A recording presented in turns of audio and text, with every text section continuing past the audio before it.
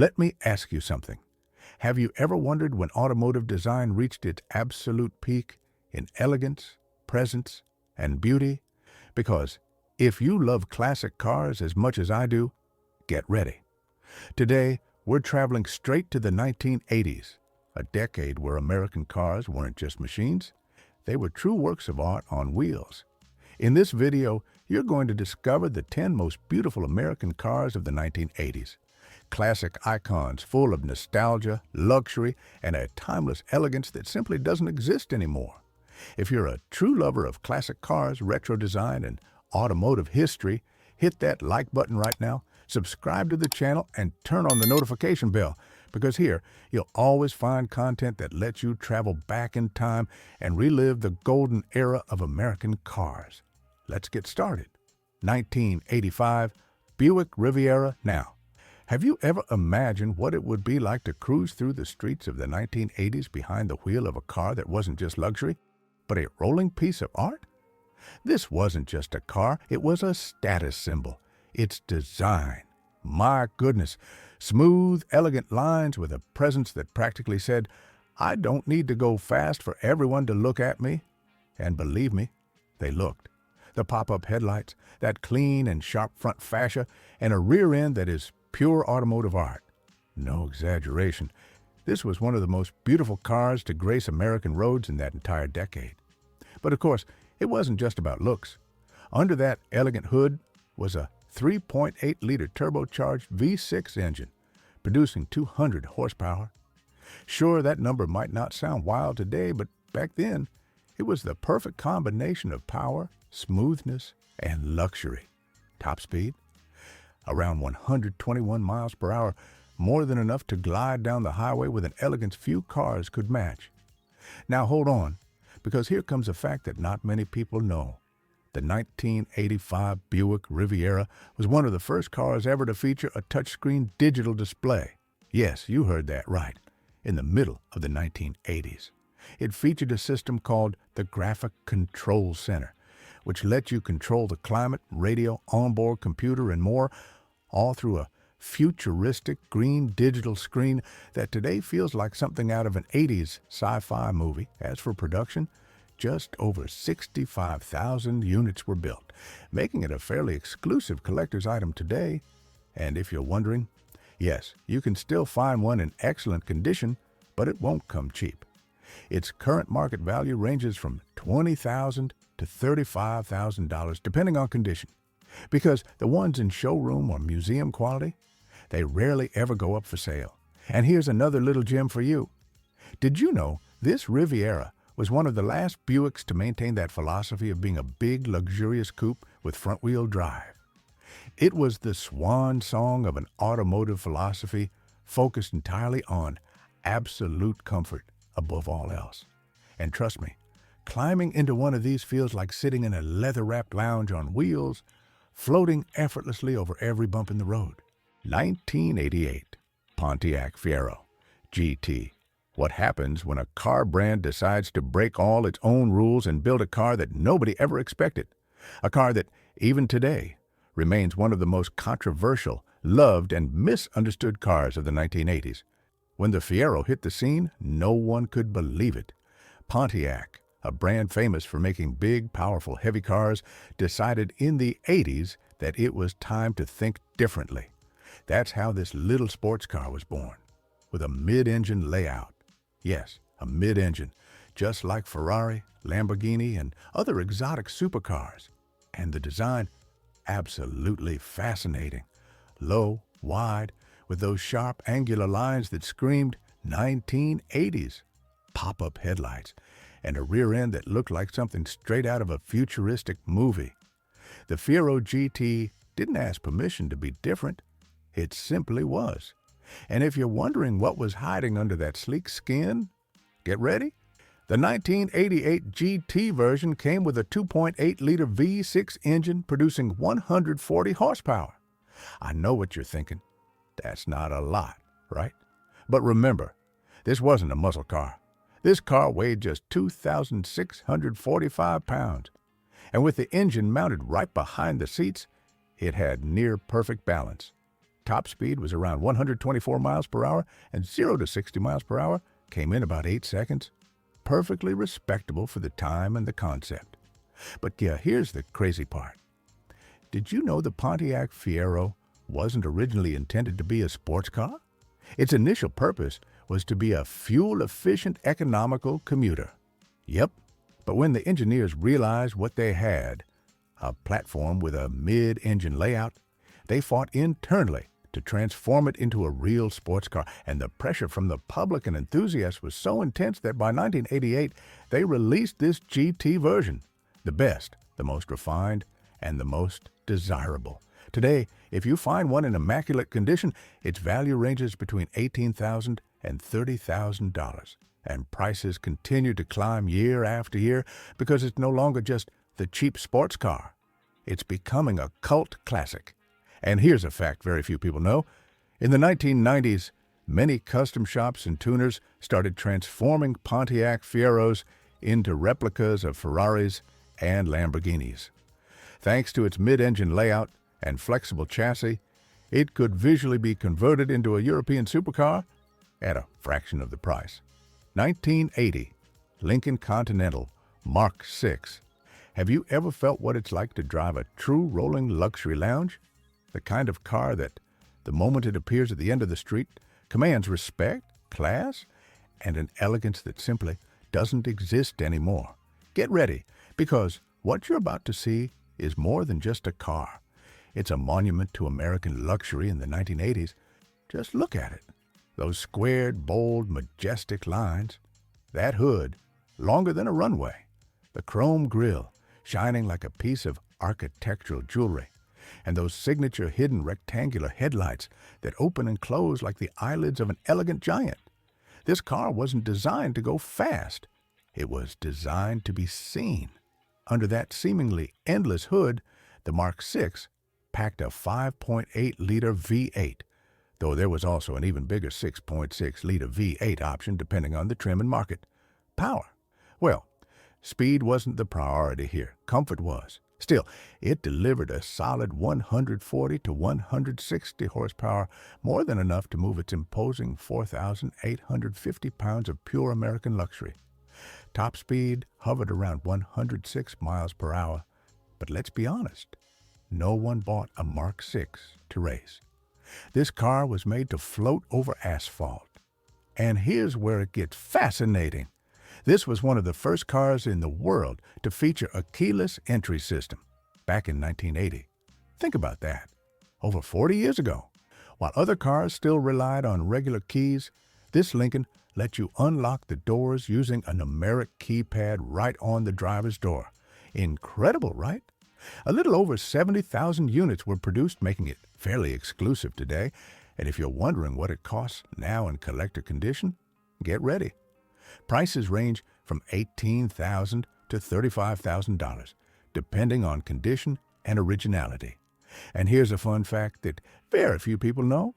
This Lincoln was considered the presidential car of the people back in its day. It wasn't uncommon to see politicians, CEOs, and celebrities rolling around in one of these. In fact, there was a saying back then, if you didn't have a Lincoln Mark VI, you simply hadn't made it to the top. And now, let me hit you with a direct question, because I want your answer down in the comments. If someone offered you the choice right now between a modern SUV full of screens and sensors, or this majestic Lincoln Continental Mark VI, with the smell of real leather, a ride smoother than a yacht, and a presence that's absolutely impossible to ignore, which one would you pick? Drop it in the comments below.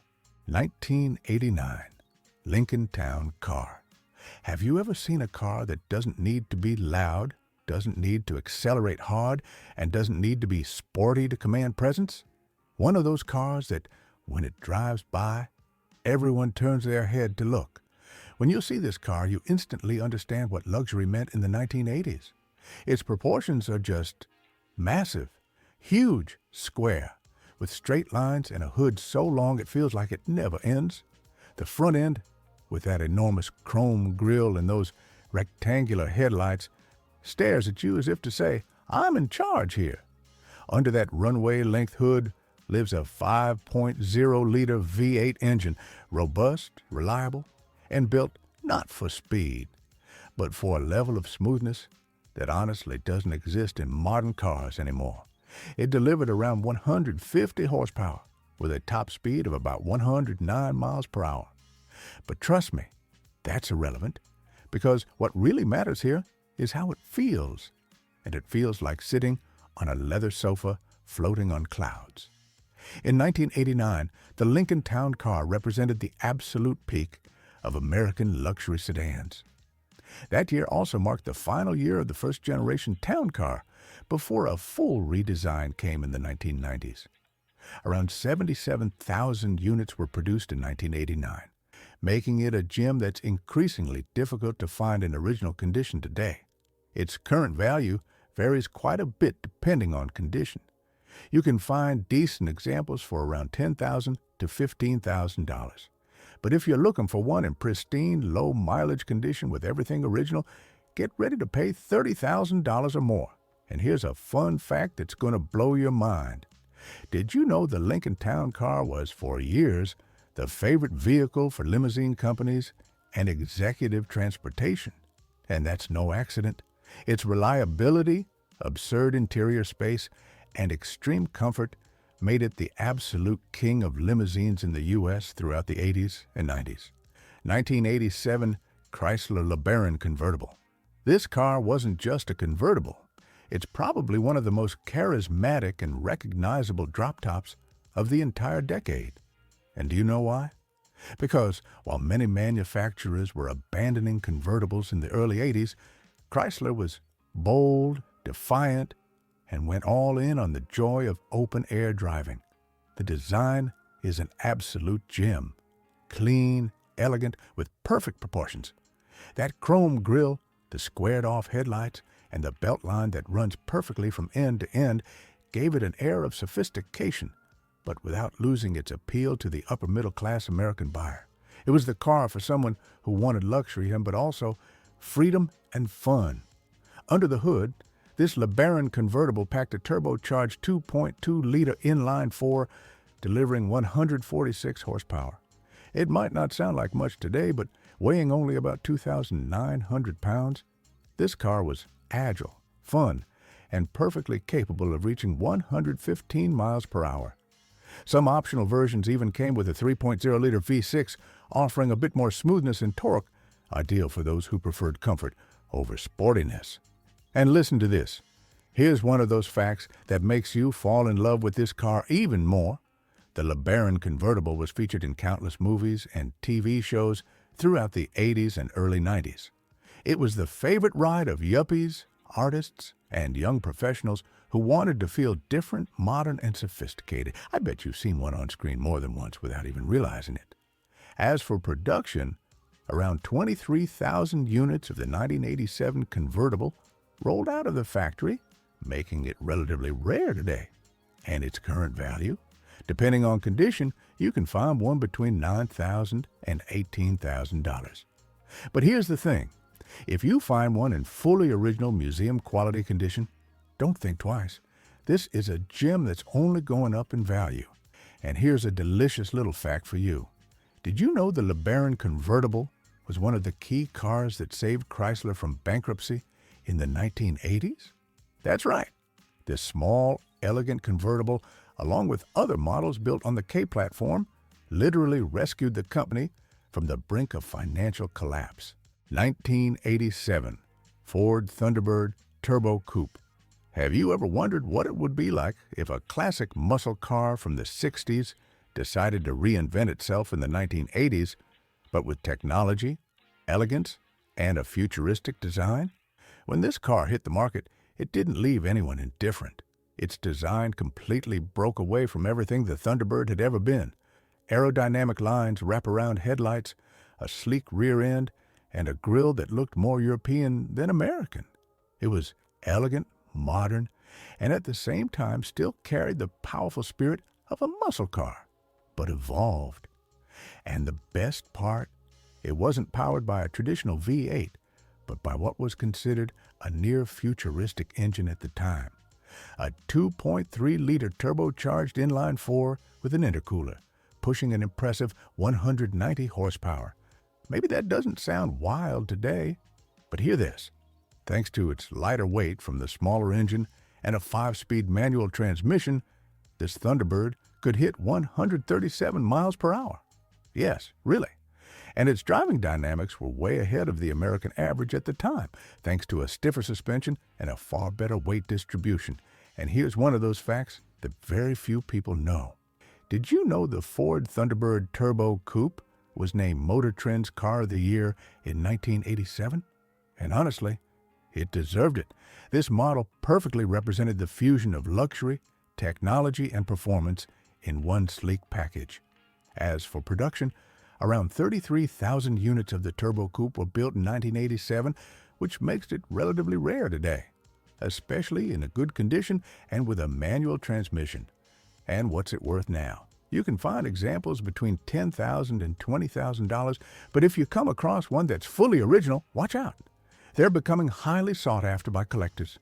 And now let me throw this question at you because I genuinely want to know your answer. What do you prefer? The classic rumble of a traditional V8 or the sleek silhouette and addictive whistle of the turbo that this Thunderbird Turbo Coupe offers? Drop it down in the comments.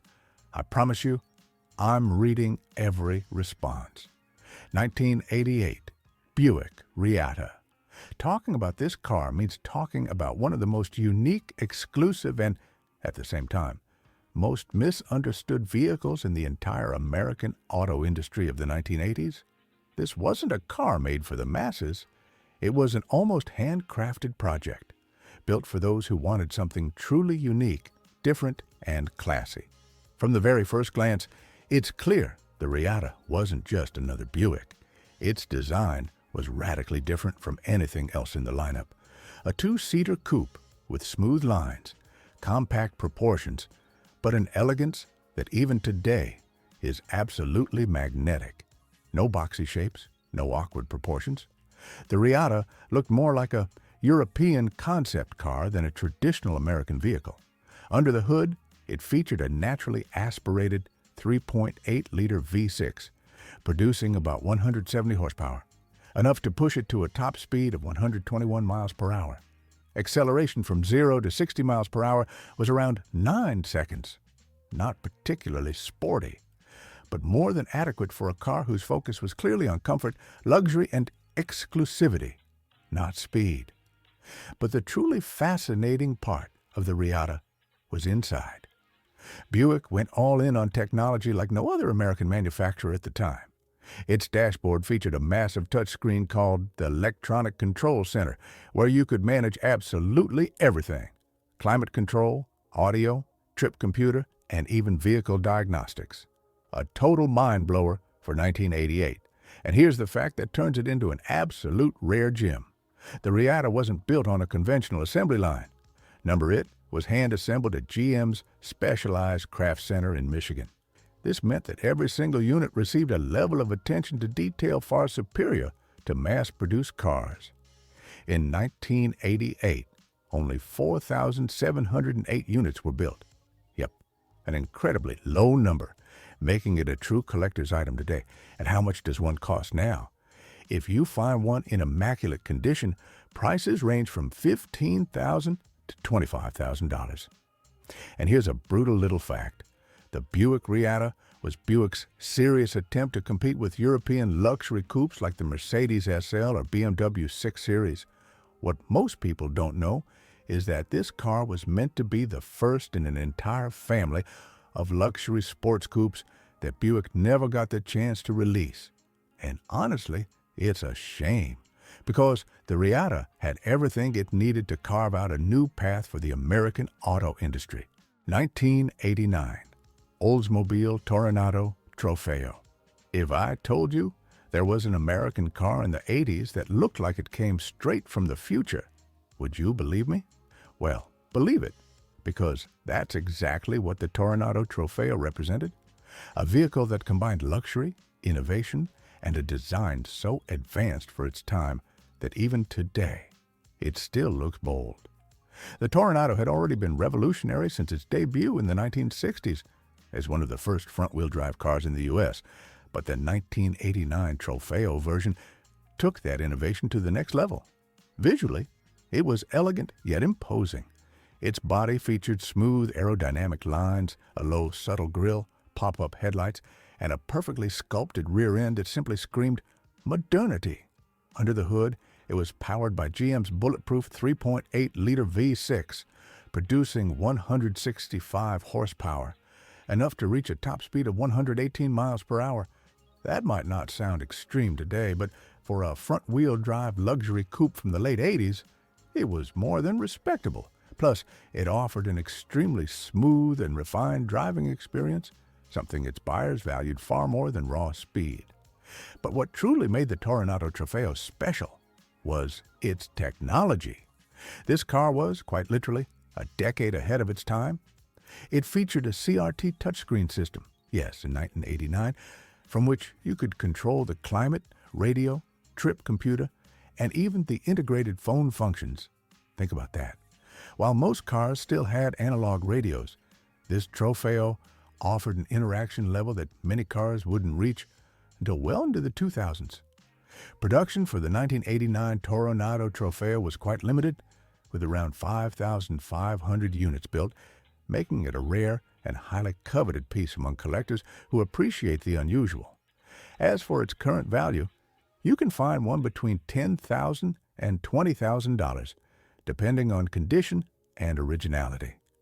And here's a mind-blowing fact that very few people know. Did you know the Toronado Tropheo was one of the first cars to offer an onboard diagnostic system accessible directly to the driver? That means, through its screen, the owner could check engine faults, fluid levels, and other technical parameters, something almost unthinkable for the time. 1987 Dodge Lancer Shelby.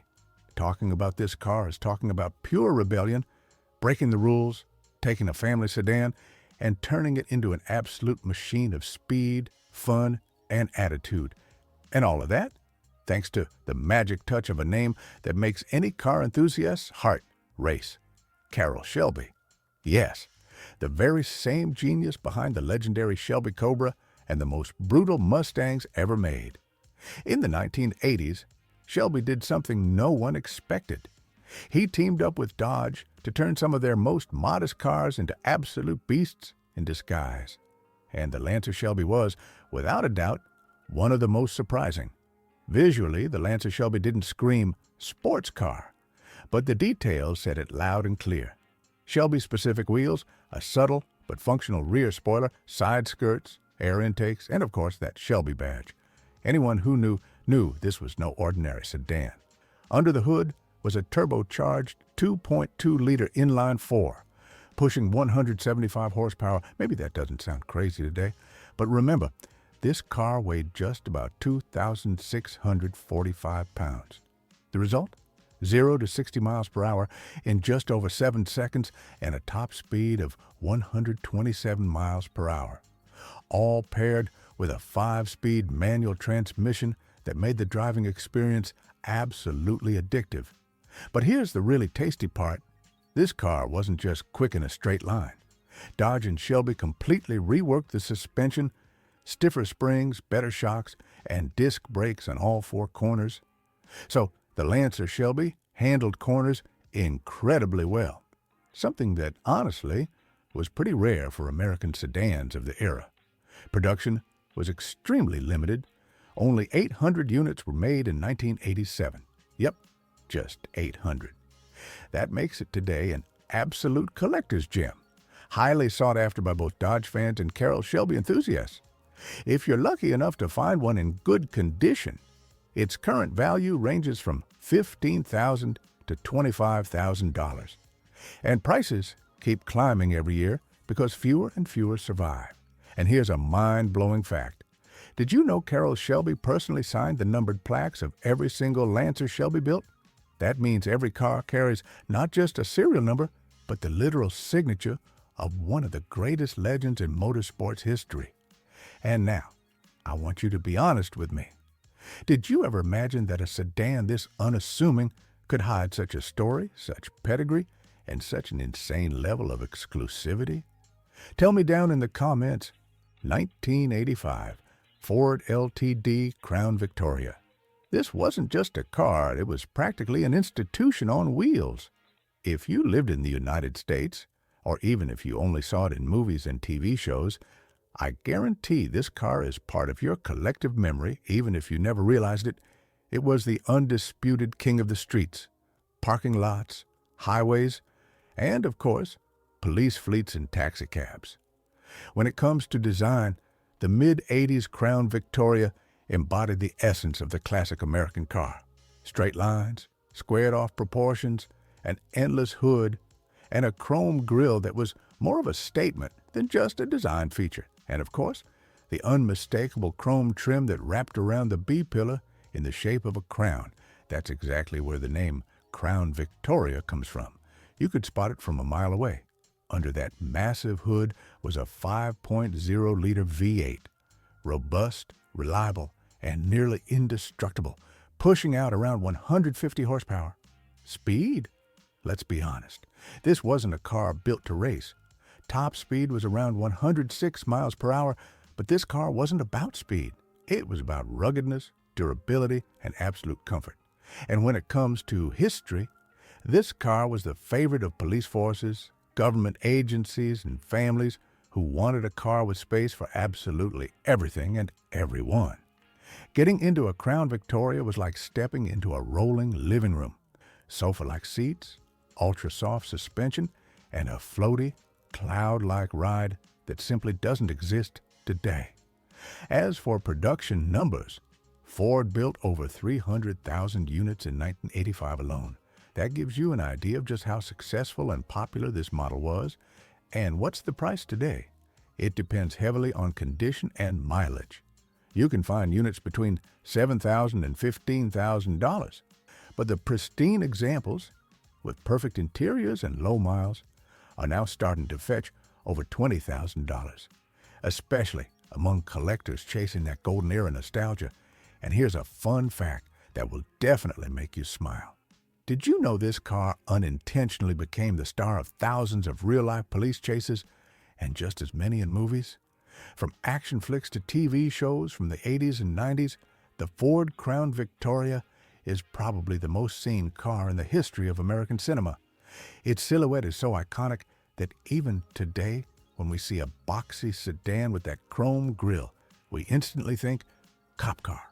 And just like that, my friends, we've reached the end of this incredible time travel journey through the most beautiful, elegant, and nostalgia-packed American cars of the glorious 1980s.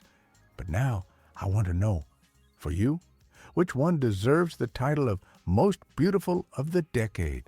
Or maybe, is there one you think should have been on this list?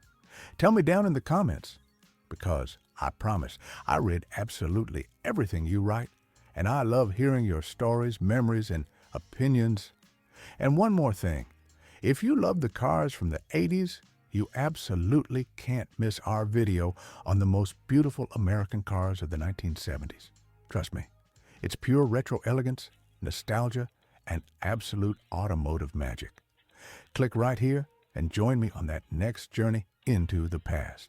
See you there.